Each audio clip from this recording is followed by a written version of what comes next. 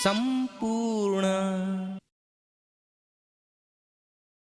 Hello दोस्तों, कैसे हो आप सब। उम्मीद है सभी स्वस्थ और सुरक्षित होंगे। मैं इस वीडियो कार्यक्रम के जरिए आप सभी तक लाई हूँ कुछ ऐसी बातों का खजाना जिन्हें ना जाना तो क्या जाना। दोस्तों, आज मैं आपसे जो बातचीत करने वाली हूँ वो मेरे दिल के बहुत करीब है और मैं उम्मीद करती हूँ कि बातचीत के अंत तक आप भी मेरी भावनाओं को समझ पाएंगे। साथियों, क्या आपके साथ कभी ऐसा हुआ है कि आपने किसी को मजाक में कोई बात कही हो, लेकिन किसी के लिए वो बात मजाक ना होकर दुख की वजह बन गई हो और उनकी भावनाओं को चोट पहुंचा गई हो, मगर आपके लिए वो अभी भी मजाक ही था, जिसका दूर दूर तक किसी को दुख पहुंचाने या किसी भावनाओं को चोट पहुंचाने से कोई नाता नहीं था। और शायद इसलिए ये समझने और समझाने में भी बड़ी मुश्किल हुई कि वो बात सिर्फ और सिर्फ मजाक ही थी। आइए आपको इससे जुड़ा एक किस्सा सुनाती हूँ। हमारे स्कूल में एक टीचर थे जो क्लास को मज़ेदार बनाने के नए नए तरीके इस्तेमाल करते रहते थे। उनका हमारी क्लास में दूसरा पीरियड हुआ करता था।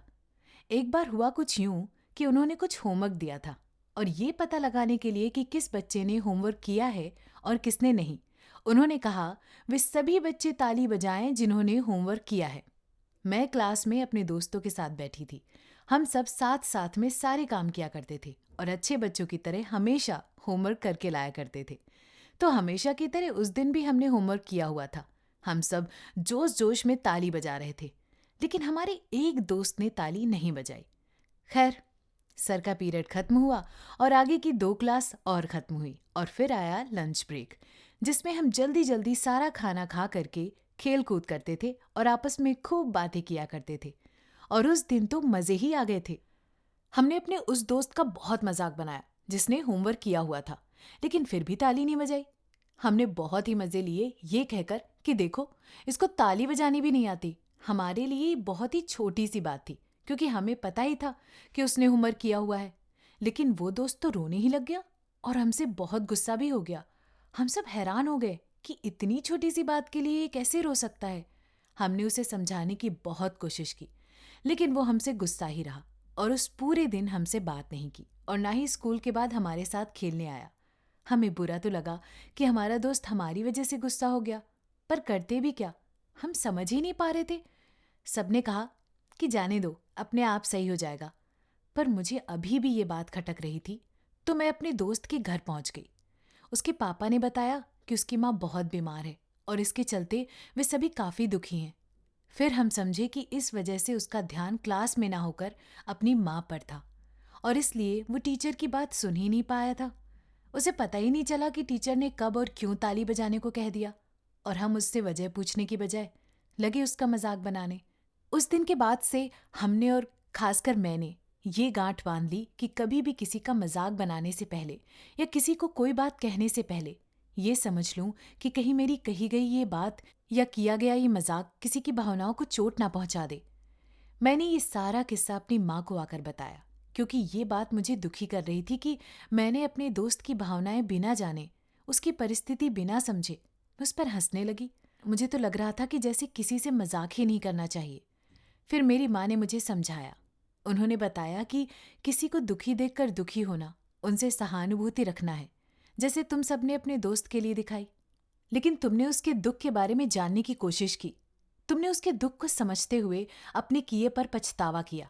ये तुम्हारा अपने दोस्त के लिए समानुभाव था। समानुभाव मतलब किसी परिस्थिति में खुद को दूसरे की जगह रखकर सोच पाना, दूसरों के ना सिर्फ शब्दों को बल्कि भावों को भी समझना और उसके हिसाब से प्रतिक्रिया देना। तो तुम्हें मजाक करना छोड़ने की जरूरत नहीं है। बस ध्यान रखो कि तुम्हारी किसी हरकत से किसी को शारीरिक, मानसिक या भावनात्मक परेशानी ना पहुंचे। माँ से ये बात समझने के बाद मुझे खुद के किए हुए कई और काम याद आए, जिसके चलते मैंने जाने अनजाने शायद किसी का दिल दुखाया हो।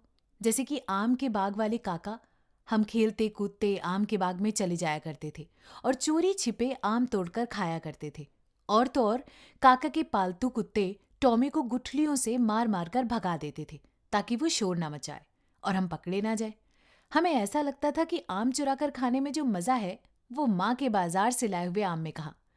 लेकिन जैसे ही काका हमें आम चुराते हुए देख लेते थे, वो तुरंत डंडा लेकर हमारे पीछे भागते थे और इसलिए हम उन्हें खूसट काका कहकर चिढ़ाया करते थे। हमें लगता था कि इतने सारे आम तो लगे हैं बाग में, हमने कुछ खा लिए तो क्या हुआ।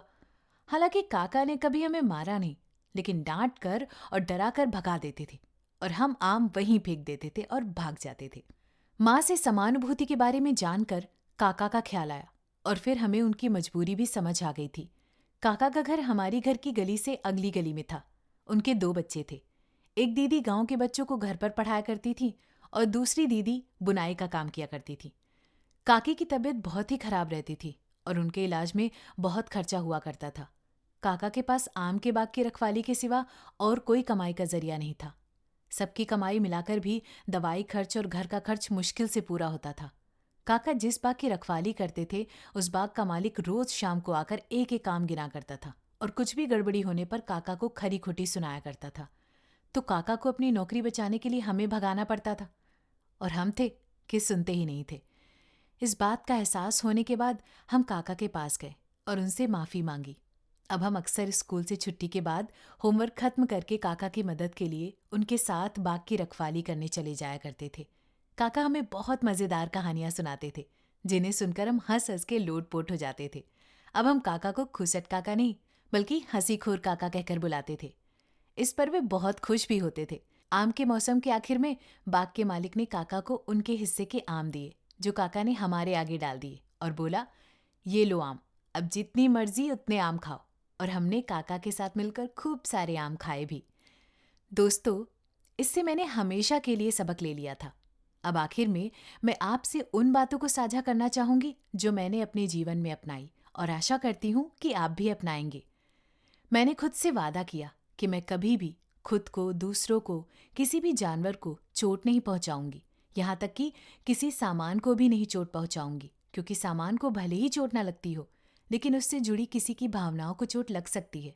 मैंने नियम बनाया कि जो दिन भर हुआ उस पर चिंतन करते हुए एक डायरी में लिखूंगी, जिससे मुझे पता चलता रहे कि मैंने क्या सही किया और क्या अनजाने में ही सही पर गलत किया, जिसका आगे से ध्यान रखना है। मुझे उम्मीद है कि आज की बातचीत खुद के बारे में और जानने व दूसरों को समझकर प्रतिक्रिया देने, रिश्तों को मजबूत बनाने में और आपके जीवन के लक्ष्यों को पाने में मददगार होगी।